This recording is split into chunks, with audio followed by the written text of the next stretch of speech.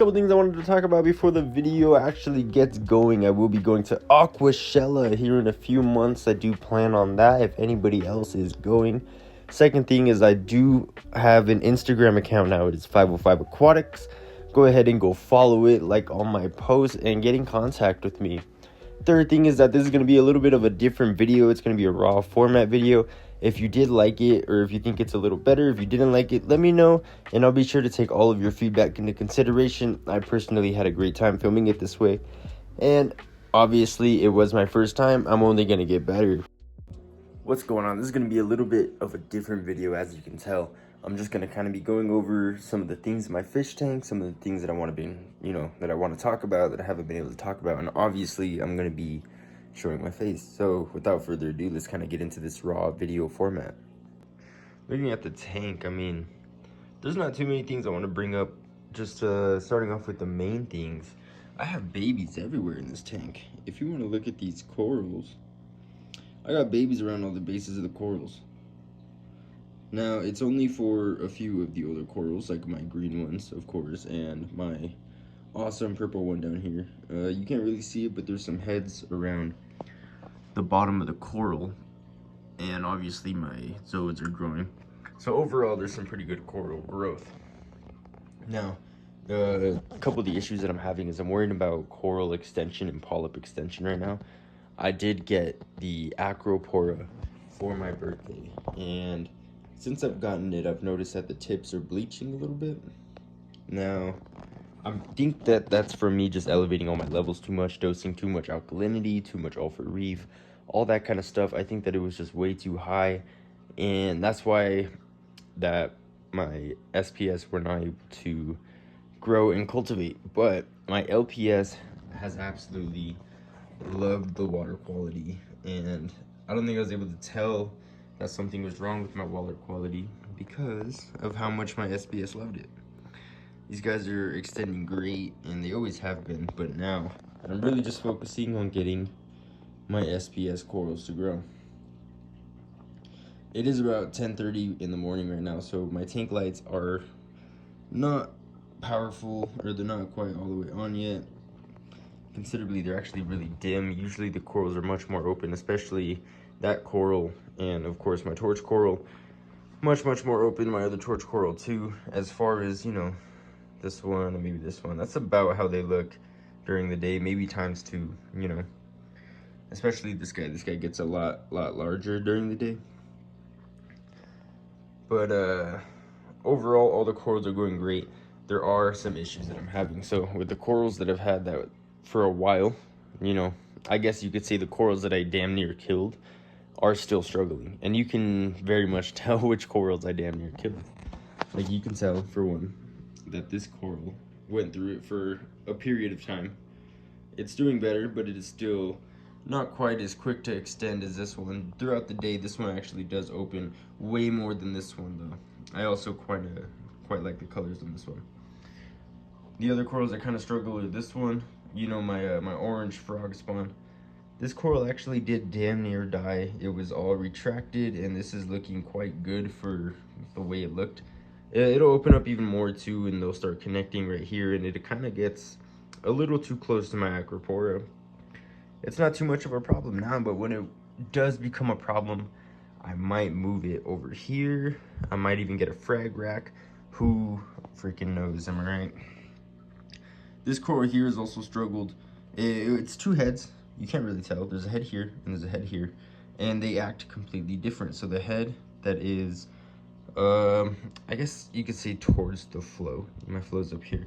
The head that is towards the flow stays nice and balled up. Kind of see the way my fingers are. That's the way the polyps like to stay.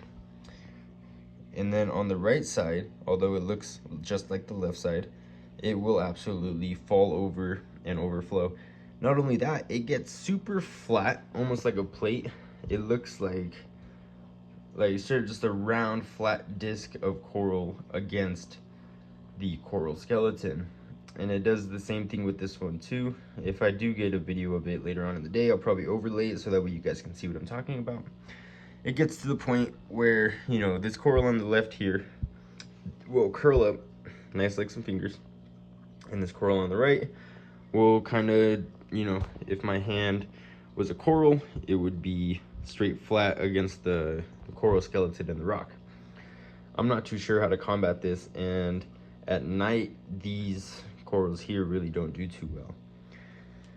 I think it was just a swing issue. I stopped dosing so many things not randomly. I was very consistent with my dosing, but I stopped dosing so much. I tried to really allow my corals to heal.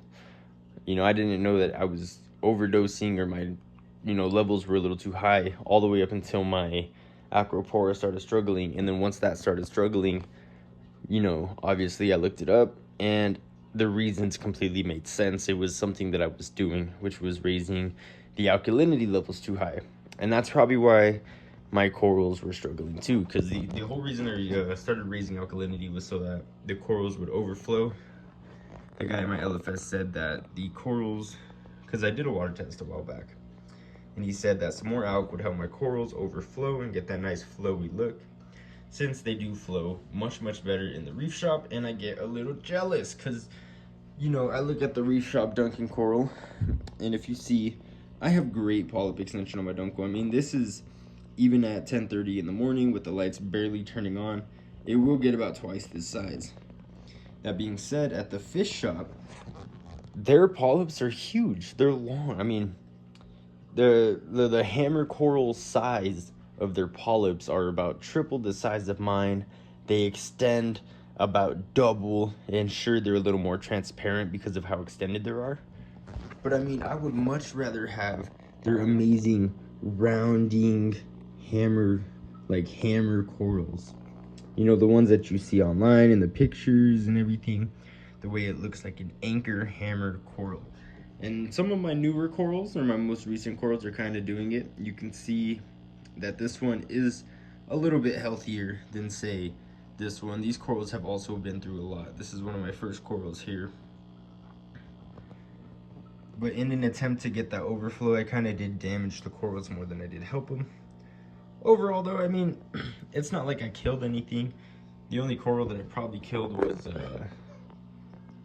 this right here. I do not remember what kind it is. I'm pretty sure it is a plating coral. I'll throw up the name on the screen. I can't remember right at this moment. But that's all that has been going on in this tank. You can see my new rock is starting to get a lot of coralline. My new fish, actually, yeah, an update on my new fish, because I totally forgot about my new fish. I bought a bunch of them.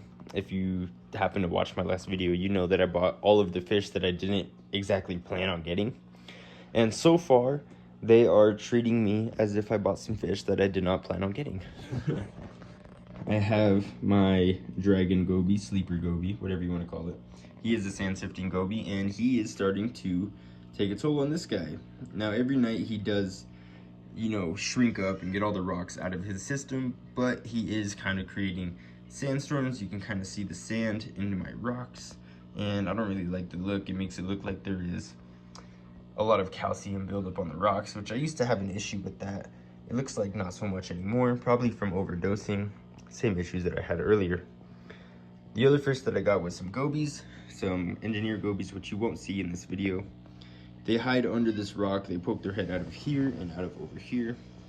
Overall, they're kind of cool, but I never see them, and that's kind of lame. I mean, who wants to buy a fish that you're never ever gonna see? I mean, they're cool. I see them poking their head out, and I know I have two. I know they're both still alive, because one day one of them came out and the other one was still under the rock poking his head out.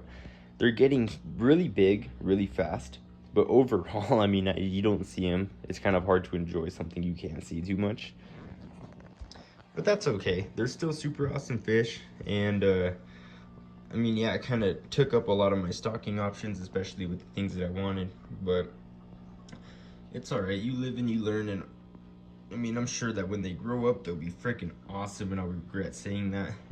Now, the last fish that I want to talk about, and this is actually a project that I have never shown yet. I've been having it up and running for a little over a month now. As you guys know, I got my Mandarin Dragonette here. I would throw on the orange filter so you could see all of its amazing colors, but I have this Dragonette, and if you know anything about Dragonettes, you know that they can be extremely hard to take care of. because they do eat live foods just about explicitly.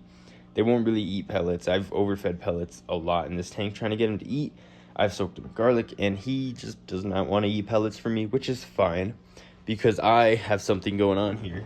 If you want to look next to my tank, I have this ugly little container here. And if I pop this ugly container open, we'll see if you could see him. I guess you can't really see him. There is a extremely healthy copepod culture in here. And I wish my camera could pick up a little bit of it so that way I could show you the sheer amount. Maybe you can kind of see it there, all of those white little specks. That is all copepods. And this has been going for about a month. I do feed it some phytoplankton. But that is all for my dragonette, and I'm gonna have to harvest them soon because there's so many copepods in there that I can no longer comfortably keep them in there without worrying about, you know, the nitrate levels rising too high. And honestly, to tell you the truth, I have not done a water change on it. It's been over a month. I've never topped it off. I've never done a water change. I'm not sure why it's not evaporating, probably because I have a pretty airtight lid and the hole that I drilled for the air tubing is pretty tight. But overall, it's a great little project. It's coming along nice, and I mean, it's gonna be very helpful for its purpose. And I'm kind of happy it's working out. You know, I've heard a lot of people having issues on doing it, but this little dragonette here will have the best of food. So anybody who is worrying about the dragonette in the 30-gallon, do not worry. I have it covered, and I really wish that I could just get a better video of this for you guys, but it might be a lot of white bug. There's a little bit of a better video. You can actually see a crazy amount of them in this video here. If you want to see a harvesting video or a video of how I made that, then just let me know and I'll be sure to make one. It's kind of a small project and I wasn't really sure it was gonna work, so I never really made a video on it. I kind of made a video setting it up, but it really worked. That's kind of cool. Well, without further ado, that's about all I wanted to talk about. The corals are growing great. Nice little update. You can see my my GSP in the background. The race is on. They are even on the frag plug, and we'll see which one takes over the wall first.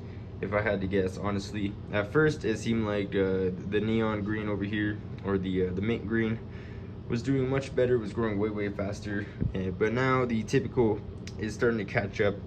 And I think it's gonna overtake it, personal opinion, but we'll see. You never know. All the coral babies are doing fine. The tank is looking great. I wish I would have filmed this video a little later on in the day, looking back at it, so that way the light would be all the way on and, you know, the tank would look even better. But if you enjoyed this video and you want to see more kind of like raw format videos like this, just let me know and I'll be sure to make them. It's a lot easier, it's a lot more enjoyable, and I know what I'm talking about. You know, I'm not gonna film a video and try and talk about the topic a week later where my mind is not very refreshed. If you enjoyed this video, just leave a like, subscribe. It really makes my day. It does. Leave a comment. If you need any help or input, I'm probably not the best guy to ask, but I will always reply. Hope you have a great rest of your day and all of your tank issues subside. Peace.